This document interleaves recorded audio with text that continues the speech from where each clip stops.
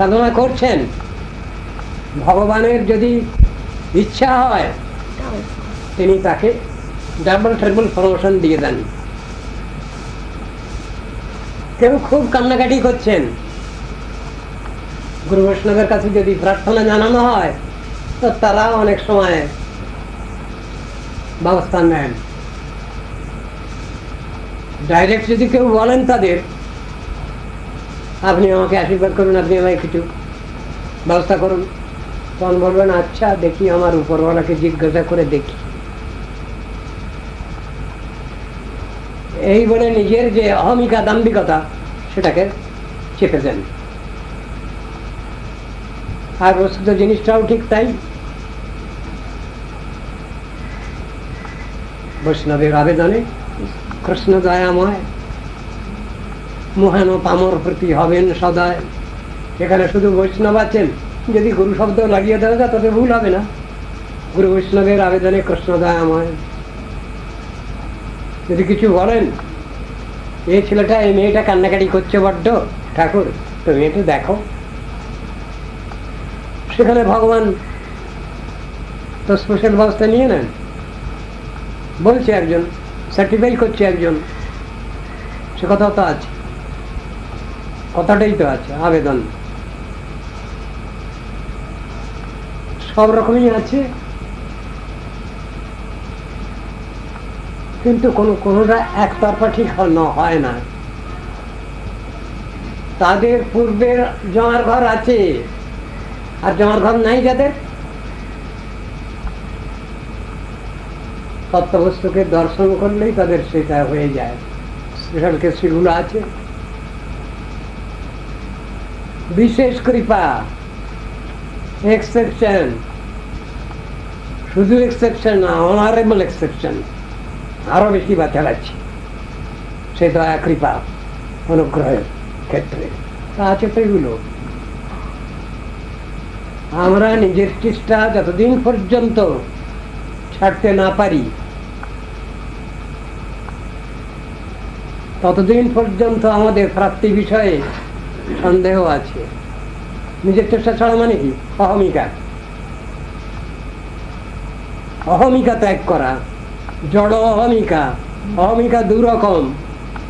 এই সংসারে যত ক্রিয়া অনুষ্ঠান আছে সবই দুই রকমের, একটা জড় মধ্যাবস্থা আর একটা অপ্রাকৃত। দুটো ভাবই আছে, দুটো ভাবে দু রকম ক্রিয়া। জাগতিক ব্যাপারে একরকম হয়, আর পরমার্থ ক্ষেত্রে আর এক রকম হয়। জড় ভোগ, জড় ত্যাগ, এই কথা যদি বলা যায় তাহলে জাগতিক ব্যাপার হয়ে যায় ওটা। আবার পরমার্থ ক্ষেত্রেতে অপ্রাকৃত ভোগ, অপ্রাকৃত ত্যাগ, সব জিনিসটাই দুই ভাগে ভাগ করা আছে। জিনিসটা সেরকম হওয়া চাই। আমাদের যে এন্ডেভার, চেষ্টা প্রচেষ্টা সীমিত। আমাদের যে ইন্দ্রিয় বৃত্তি সীমিত, ডিফেক্টিভ অর্গানস, তা দিয়ে আমরা অতীন্দ্রিয় তত্ত্ব যে ভগবান, তার ধরা ছোঁয়া কি করে পাবো, তার কৃপা কি করে পাবো, এইটাই তো প্রশ্ন আছে। অতীন্দ্রিয় বস্তু যিনি, তাকে ইন্দ্রিয় বৃত্তির দ্বারা, জড় ইন্দ্রিয় বৃত্তির দ্বারা কি করে তার সান্নিধ্য পাওয়া যাবে? অসম্ভব ব্যাপার। অথচ ঈশ্বরের কৃপালে সহায়ত যাহারে, সেই ঈশ্বর তত্ত্ব জানিবারে পারে। অনুমান প্রমাণ নহে ঈশ্বর তত্ত্ব জ্ঞানে, কৃপা বিনা ঈশ্বর তত্ত্ব কেহ নাই জানে। ঠিক ব্যাপারগুলো এইরকম। সেখানে কৃপাই তো বড়। আমার চেষ্টা না দেখলে কেউ আমাকে সাহায্য করেন না, সহযোগিতা করেন না, আমার প্রতি সহানুভূতিশীল হন না, কিন্তু আমার চেষ্টাটাও থাকবে, সে পরীক্ষাটাও দেবো যে হ্যাঁ আমি সুশ্রুতু, আমি জানতে চাই, বুঝতে চাই, শিখতে চাই। কিন্তু চাইলেই তো হবে না। যেভাবে সেটা পাওয়া যাবে সেই ভাবটাও তো তাকে দেখাতে হবে। বলুন দেখি, হবে না তা? তদ্বিদ্ধি প্রণিপাতেন পরিপ্রশ্নেন সেবয়া। তাহলে উপদেশন্তি তে জ্ঞান জ্ঞানী তত্ত্বদর্শিনা। এই কথা তো বলা আছে। সেই জন্যে আমার তরফে তো করণীয় রয়েছে। আমি যে কৃপা চাই, মঙ্গল চাই, তারও আগে তো কিছু আমার কর্তব্য রয়েছে। সে কর্তব্যটাও তো দেখতে চান যিনি আমার কল্যাণ চিন্তা করবেন, তিনি ওটা দেখতে চান। সোবার হ্যাবিট আছে কিনা ওটা দেখতে চান নিশ্চয়ই। ওটা পরীক্ষা, প্রণিপাত, পরিপ্রশ্ন, শিবাবৃত্তি, এটা পরীক্ষা করেন। তো সব জিনিসটাই তো হিসাবের ব্যাপার, বেহিসেবি ব্যাপার কোথায়? হ্যাঁ, ভগবান যখন স্পেশাল ব্যবস্থা কিছু নিচ্ছেন সেটাকে বলবো বিশেষ ব্যাপার। আর সাধারণ ছাত্রছাত্রীরা যেমন পড়াশোনা করে, যেমন প্রমোশন পায়, তেমন ভাবে যদি চলি, ওটা সাধারণ আইনের মধ্যেই চলা। তার ভিতরে বিশেষ ক্ষেত্র আছে। বহু ছেলে মেয়ে ফেল করেছে, 5 নম্বর কি 10 নম্বর যদি গ্রেস দেওয়া যাচ্ছে, তাহলে বহু ছেলে মেয়ে পাস করে যাচ্ছে। ও একরকম হলো। আর মেয়েদের হিম্মতে, ট্যালেন্টে, ব্রেনেতে পাস, সেটা আর একরকম হলো। 10 নম্বর গ্রেস দিয়ে পাস, সে একরকম হলো। আবার যদি এমন কোন শর্ত আসে, কিচ্ছু লাগবে না, তোমাদের পরীক্ষা টরীক্ষা কিছু দিতে হবে না, সব পাস। আজকালকার বাজার যেমন, পরীক্ষা না দিয়েই পাস। আবার পরীক্ষা দিচ্ছে বারবার, বারবার পরীক্ষা দিয়ে পাস করছে, ফার্স্ট হচ্ছে, কিন্তু তার রেজাল্ট আউট হচ্ছে না। এও তো রয়েছে, তার রেজাল্ট আউট হচ্ছে না, জানাচ্ছে না সংস্থা যে এই ডিভিশনে পাস করলো, জানতেই দিচ্ছে না। তাও তো আছে, সব রকমই ব্যাপার আছে। কিন্তু ভগবান তিনি অবস্থা বুঝেই সব ব্যবস্থা নেন, এ কথা তো সত্য। আমার কিছু জমার ঘর থাকা দরকার আছে, সাধনের জমার ঘর না থাকতে পারে, কিন্তু সদ্ভাবনা, সদ্বৃত্তির জমার ঘর তো থাকতেই পারে। হাত জোড় করা, হাত জোড় করা দু রকম, একটা কপটতা করে, আর একটা আন্তরিক ভাবে। সত্য সত্যই আমি কিছু জানি না, বুঝি না, মূর্খ বা চাল,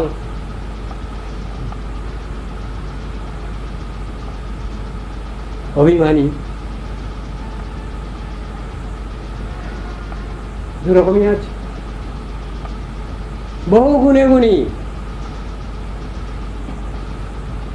কিন্তু শ্রেষ্ঠ গুণ নাই তার। কি হবে? ভাগবত সেখানে বলছেন, ও গুণী, ওকে স্বীকার করা যাবে না, সর্বগুণে গুণী, তবে আসল গুণের গুণ নাই এর। তাহলে কি হবে? দুঃশাস্তি ভক্তি ভগবতী অকিঞ্চনা সর্বৈ গুণস্তত্র সমাসতি সুরা। হরাব ভক্তস্য কুতো মহদ্গুণা, হরৌ অভক্তস্য কুতো মহদ্গুণা। মনোরথে না সতি ধাবত বহি অসৎ মনোরথে ধাবিত। যার ভগবানের শ্রদ্ধা ভক্তি নাই, বিশ্বাস নাই, নির্ভরতা নাই, তার আবার সদ্গুণ বলে কি হতে পারে? এই তো যুক্তি দিচ্ছেন ভাগবত। যার ভক্তি আছে তার সব গুণ আছে, প্রমাণিত সত্য, এটা প্রমাণ করার দরকার নেই, প্রমাণ হয়ে আছে। নিখিল সদ্ভাবনা সদ্গুণ সত্তার মধ্যে আছে, কিন্তু হরিতে যার অভক্তি, তাতে যার বিশ্বাস নেই, তাতে যার নির্ভরতা নাই, তার কি সদ্গুণ থাকতে পারে? এই তো কথা। বিচারটা তো ওইখানে দেখাচ্ছেন, বাহাদুরিটা ওইখানে। জাগতিক বহু যোগ্যতা আছে, ক্ষমতা আছে, কিন্তু ভগবানের নির্ভরতা নেই, ভগবানের বিশ্বাস নেই। বললে শুধু ভগবান না, ভগবান বললে তো ভক্তর সঙ্গে আছেন, গুরু বৈষ্ণব তো সঙ্গে আছেন। ভগবানের বিশ্বাস মানে গুরু বৈষ্ণবেও বিশ্বাস। এই কথা তো ব্যাখ্যা রয়েছে, ভাগবতীর তো ব্যাখ্যা আছে। যার ভগবানের ভক্তি আছে, তার গুরুতেও ভক্তি আছে, বৈষ্ণবের ভক্তি আছে। আবার যার গুরু বৈষ্ণবের ভক্তি আছে, তার ভগবানের নিশ্চয়ই ভক্তি আছে। এই কথাই তো বিচারের কথা, এটা বিচারের কথা। ওটাকে বাদ দিয়ে এটা নয়, দুটো একই সঙ্গে। আমি পূর্ব দিক থেকে পশ্চিম দিকে যতই হাঁটতে থাকবো, পূর্ব দিক ততই আমার পিছনে পড়ে। এই তো কথা। বৈরাগ্যের অর্থ কি? ভগবানকে কেন্দ্র করে, ভগবত প্রতিকামনায় আমি যে সংকোচ করি আচারে ব্যবহারে, তাকে বলে বৈরাগ্য। বৈরাগ্য মানে কিছু খাওয়া কমিয়ে দিলাম, কিছু ছোট কাপড় পরলাম হাঁটুর উপরে, একে বৈরাগ্য বলে না। স্বাভাবিক বৈরাগ্য সেটা আপসে আসে, ওটা কৃত্রিমতা নেই তার ভিতরে।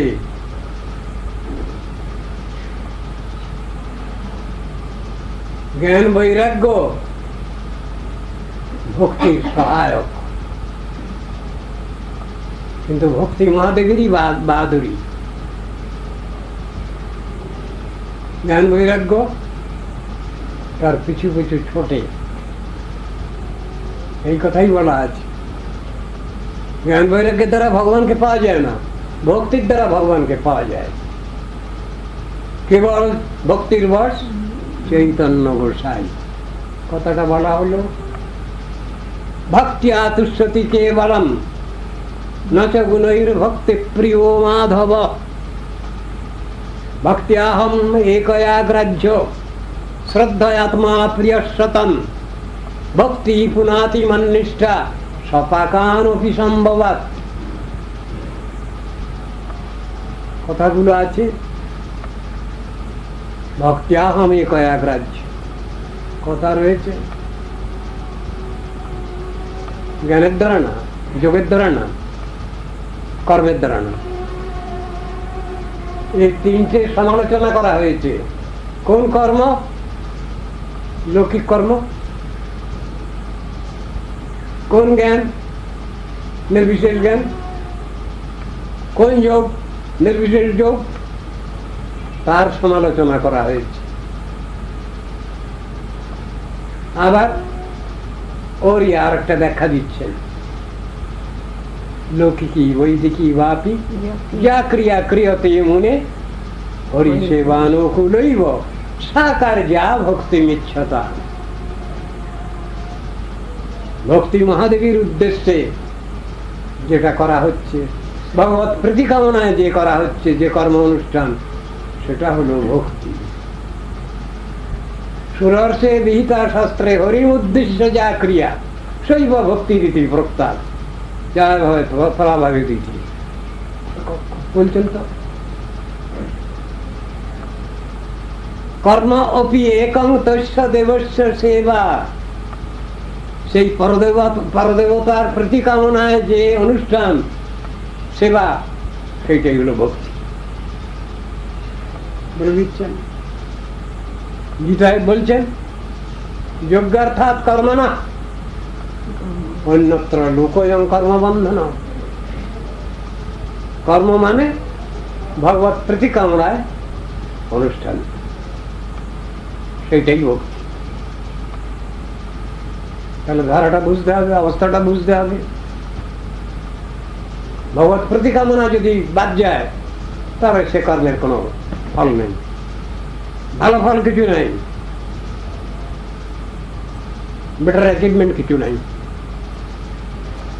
মূল শর্ত হচ্ছে ভগবত প্রীতি কামনা, আত্মকল্যাণ চিন্তা, সেইটাই বড় কথা।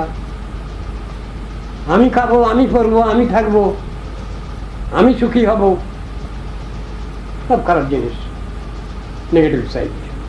পজিটিভ সাইড ভগবান খাবেন, ভগবান করবেন, ভগবান সবকিছু গ্রহণ করবেন, পজিটিভ সাইড। অনন্ত বিশ্বে অনন্ত জীবাত্মা রয়েছে, তাদের বিভিন্ন অনুষ্ঠান রয়েছে, বিভিন্ন বৈজ্ঞানিক উন্নতি রয়েছে, সব উন্নতি ভগবত সেবায় নিযুক্ত হোক, ভগবত সেবায় লাগুক। এইটা হলো শুদ্ধ বুদ্ধি, লোকের বিচার। ভগবান সবটার মালিক, তিনি সবটা গ্রহণ করুন, এই তো কথা। আর তাকে না দিয়ে ঠকিয়ে আমরা নিজেরাই খাবো, করবো, থাকবো, ভোগ করবো, একথা বললে একটু রাগারাগি হয়ে যায়। আর ভালো কথা আর খুঁজে পাননি আপনি। খাওয়া পড়া থাকা যদি বলি তাহলে একরকম চললো, মেনে নেওয়া যায়। কড়া কথা শুনতে মোটেই আমরা অভ্যস্ত নই, মুশকিল হয়ে গেছে এখানে। শাস্ত্রে সবই তো শাসন বাক্য, শাস্ত্র মানেই তো শাস্ত্র স্মরণ প্রত্যয়কৃত শাস্ত্র। শাস্ত্র মানে কি? শাসন বাক্য। কার শাসন বাক্য? সর্বোপরি গার্জেনের শাসন বাক্য, যার কথা কেউ ফেলতে পারে না, যার কথা কেউ অস্বীকার করতে পারে না, অবমাননা করতে পারে না, তার কথা, তার শাসন মানি, তার শিক্ষা, তার উপদেশ, তাকে বলে তো শাস্ত্র। এটা বুঝতে ভুল করলে হবে কেন? আমরা সব সময় মিঠা মিঠা বলি শুনে অভ্যাস, আর মিঠা বলি শুনতে গেলে তো কামটাও তো ওরকম করতে হয়। মিষ্টি মিষ্টি বলি শুনতে গেলে কাজটাও তো ভালো করতে হয়, তাহলে সমালোচনার ক্ষেত্র নেই। কাজ উল্টো পাল্টা হলে তখন একটু সমালোচনার ক্ষেত্র আসে। সব সময় আমরা আলালের ঘরের দুলাল থাকবো, আলালের ঘরের দুলালি থাকবো, হবে না, তা হয় না। সাধন ক্ষেত্র দরকার হচ্ছে, ভজন ক্ষেত্র দরকার নেই। তারা যেটা করছেন সেইটাই আইন, ভজন ক্ষেত্র একে বলে। আর সাধন ক্ষেত্র শাস্ত্রে যা আছে সেই অনুসারে আমাকে চলা, সেই উপদেশ নির্দেশ আমার মেনে চলা, পজিটিভ নেগেটিভ সাইডে মেনে চলা।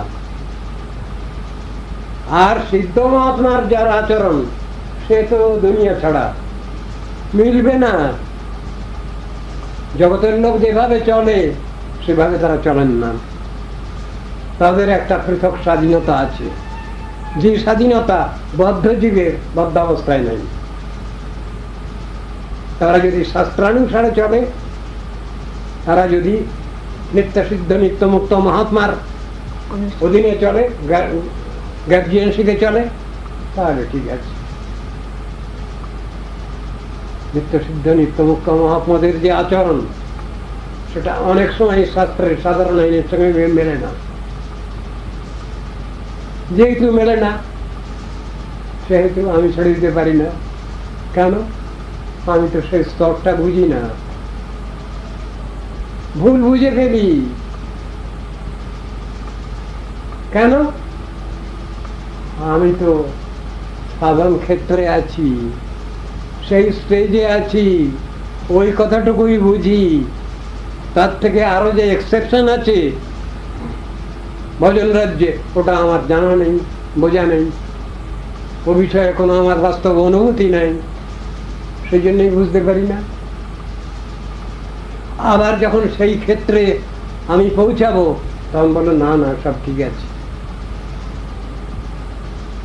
দেখতে এরকম মনে হচ্ছে, তা বললে তো হবে না।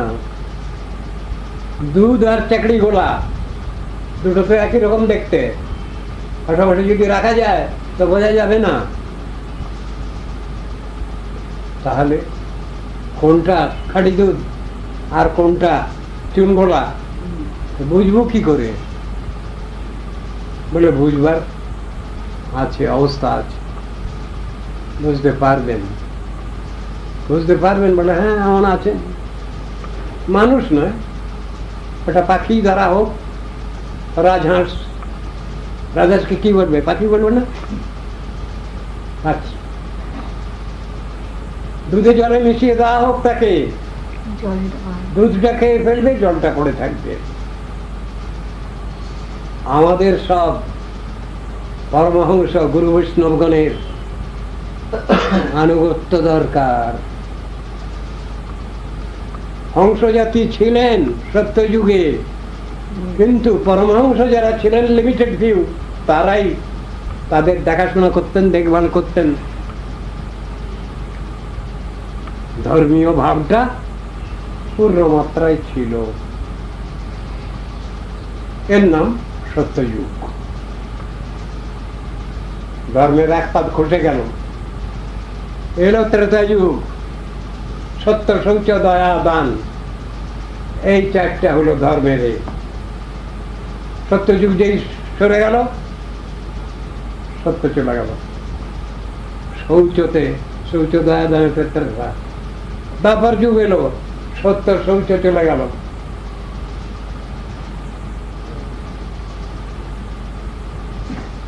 দ্বাপর যুগ চলে গেল, দয়া চলে গেল, দান ধর্মে প্রতিষ্ঠিত কলিযুগ।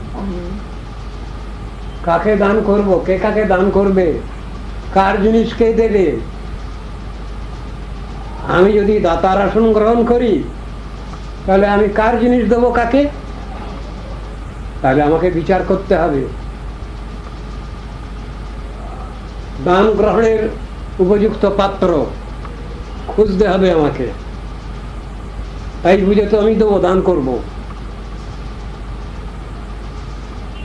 যদি উপযুক্ত পাত্র না হয় তাহলে ফল ঠিক মিলবে না। যার অভাব নাই তাকে যদি আমি কিছু দান করতে যাই, তিনি বলবেন আমার লাগবে না, কাকে দান করব? যার অভাব নেই তাকেই দান করা হচ্ছে, এর নাম কলিকাল। পাত্র পাত্র বিচার নেই,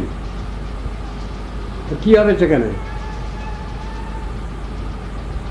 যার কোনো অভাব নেই, যিনি স্বভাবে প্রতিষ্ঠিত, তাকে কিছু দিলেই তিনি সন্তুষ্ট হবেন না। ভগবান এসে যদি বলেন এই না মুক্তি নাও, বলছেন আমার লাগবে না। কি মুক্তি দিচ্ছি, নেবে না? না। কেন নেবে না? আমি যদি মুক্তি চাই তোমার কাছে, তাহলে আমি তো ওতেই বেঁধে যাব, ও হবে না। আমি তোমাকে ছাড়তে পারবো না, আমি সব ছেড়ে দেবো, কিন্তু তোমাকে ছাড়তে পারবো না। কেন ছাড়বে না? তুমি থাকলে তো আমার সবই আছে, আমার কোনো অসুবিধা নেই, আমার সব থাকলো। আর তোমাকে যে ছেড়ে দেয় জীবনের সংসারে, যে তোমাকে ত্যাগ করে, সে তো সবই ত্যাগ করে বসলো, তার তো ত্যাগের কোনো মানে নেই। সুতরাং প্রাকৃত জগতের যে ত্যাগ আর ভোগ, এ দুটোই খারাপ। এই জন্য গৌড়ীয় সিদ্ধান্তের মধ্যে আছে আমরা ভোগত্যাগও ত্যাগীও নেই আর ত্যাগত্যাগীও নেই। বিচারের কথা এগুলো। আমরা ভোগও করতে পারি না, সে ক্ষমতা নেই আমাদের, আবার আমরা ত্যাগও করতে পারি না, এ কোনোটাই অধিকার নেই। কেন? ঈশাবাস্যমিদং সর্বম যৎকিঞ্চ জগত্যাং জগৎ তেন তত্তেন ভুঞ্জিতামাগৃধকস্য সিদ্ধনম। ভগবানের দেওয়া জিনিস যতটুকু দেওয়া আছে সেইটুকু নিয়ে চলতে হবে, সেইটুকু নিয়ে খুশি হতে হবে।